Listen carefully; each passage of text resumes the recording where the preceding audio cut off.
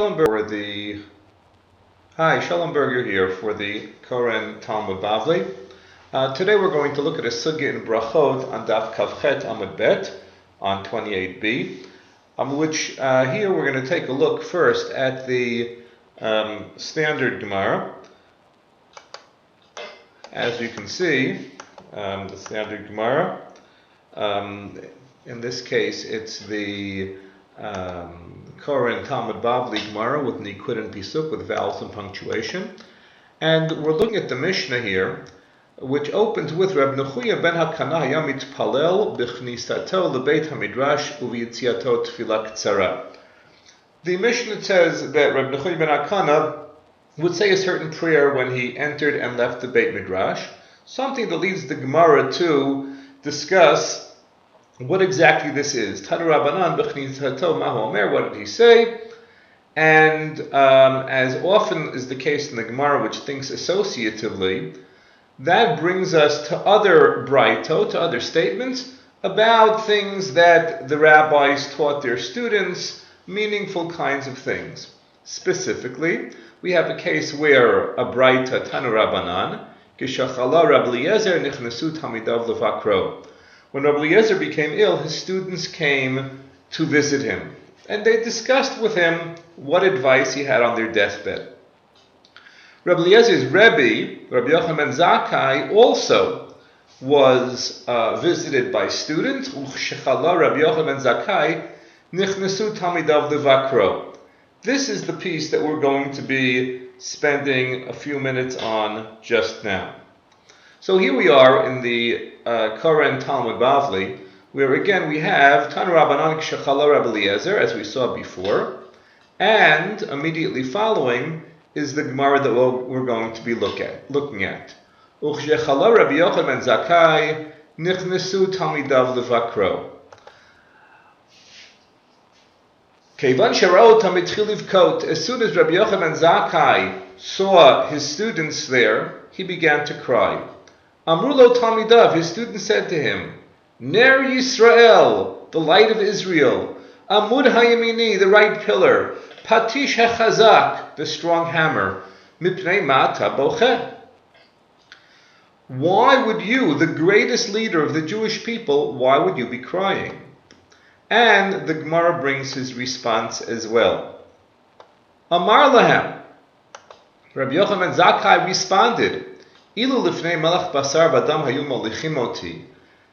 they been bringing me before a flesh and blood king, Shahayom Kan umachar bakever, who today is here but tomorrow is in the grave, She'im ko'es alai ein ka'aso ka'as olam, were he to get angry with me, his anger is not eternal.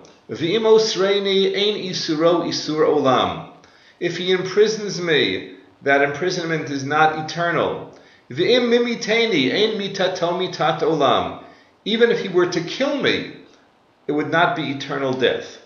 V'ani achol ufaiso b'dvarim u'l'shachado v'mamon, and I know that perhaps I can convince him that he shouldn't do these things to me. Perhaps I can bribe him. Af al pichein hayiti bochem. Surely, in any case, I would cry. V'achshav, now, shemolichim oti, lifnei melech malchei hamlachim hakadosh baruch hu. I'm being brought before God, the King of all kings. Shehu chai v'kayam la'olam ul'olmei olamim. He lives forever. She'im ko'es alai kaso kas olam.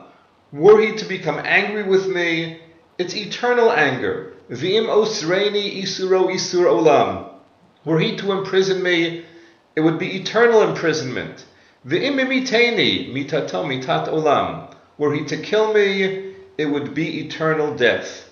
Ve'eni yachol l'faiso b'dvarim v'lo l'shachado b'mamon. And I can neither convince him with words, nor can I bribe him with money. V'lo od. And not only that, ela sheyesh l'fanai shnei drachim, achat shel gan eden v'achat shel gehinom. There are two paths before me, one leading to the Garden of Eden and the other going to Gehenna. And yet, I don't know where they're taking me. How can I not cry? Amrulo, His students responded, Rabbeinu Barchenu. They apparently accepted his explanation, and now they asked for a blessing before he passes on. Amar lahem, he said to his students, you should be as fearful or as in awe of God, of heaven, as you are of people. Amrulo Talmidav ad kan, his student said, is that all? Amar lahem halavai. He said, only you should reach that level. Teidu, I will prove to you.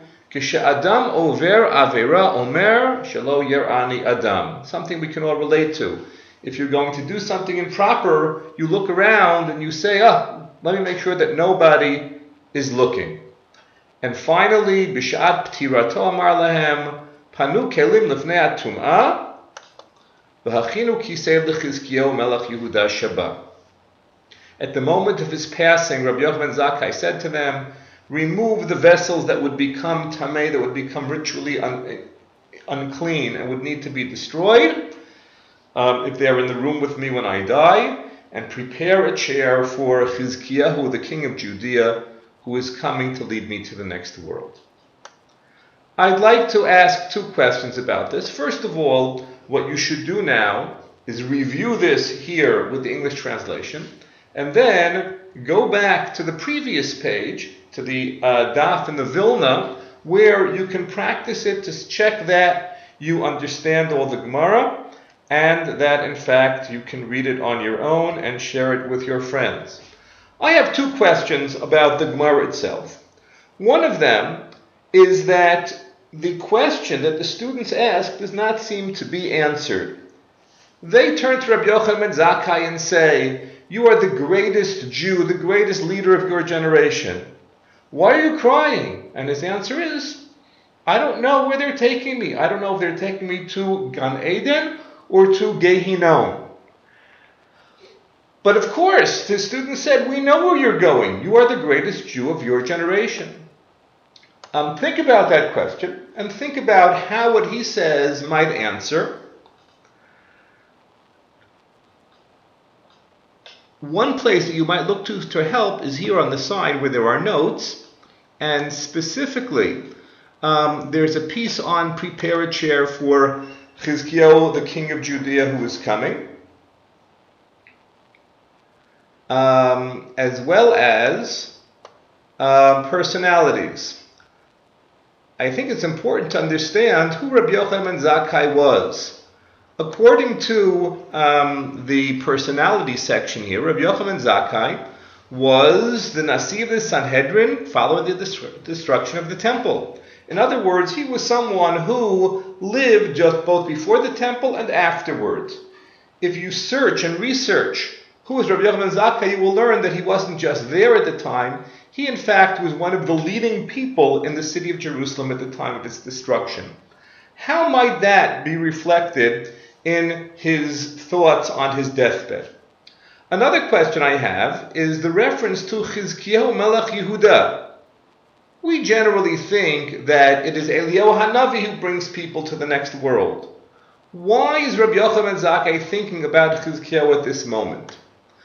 A number of answers to this question appear here in the notes, both a statement by Rav Sadia Gaon, a statement by the Tzion L'Nefesh Chaya, the Tzlach, Rav Yechezkel Lando, and finally a contemporary Gadol, Rabbi Herzog, the first chief rabbi of Israel. Take a look at their explanations, and especially that of Rabbi Herzog, and then think about these two questions. Why is Rabbi Yochanan ben Zakkai unsure of his future in the next world? And why does he think that Chizkiyahu Melech Yehuda is the one who will bring him to the next world? Do that, review the Gemara. Shalom Berger here for the Koren Talmud Bavli.